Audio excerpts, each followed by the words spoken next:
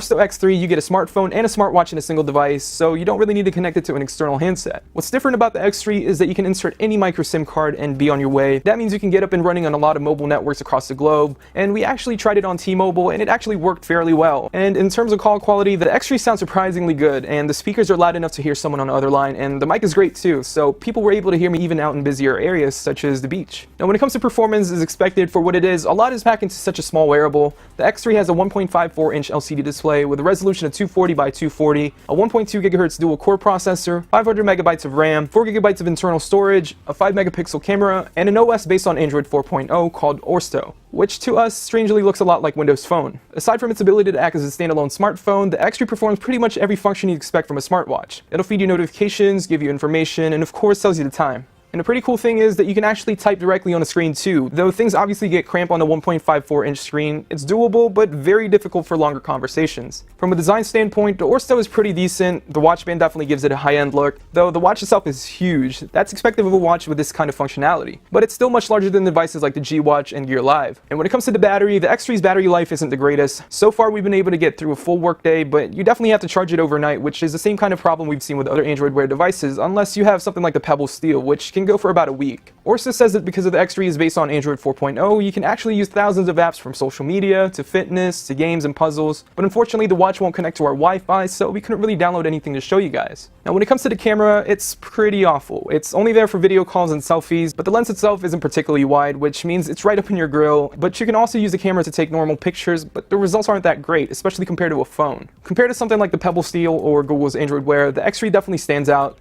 but stuffing an entire phone into a wearable definitely has its limitation. It's not nearly powerful enough to replace the phone you have now, and its 1.5-inch screen means you can't comfortably browse the web or look at pictures. The ability to make and receive phone calls is pretty impressive though, and this would be a neat gadget to travel with if you were concerned about losing your phone. But I wouldn't recommend this as a replacement for something like the Galaxy S5, especially for the price.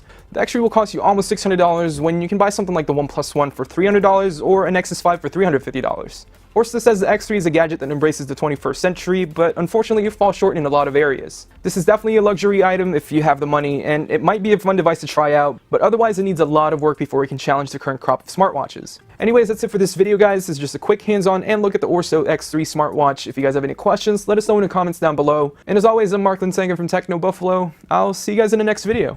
Thank you guys for watching this video, and if you want to see more, please hit that subscribe button down there.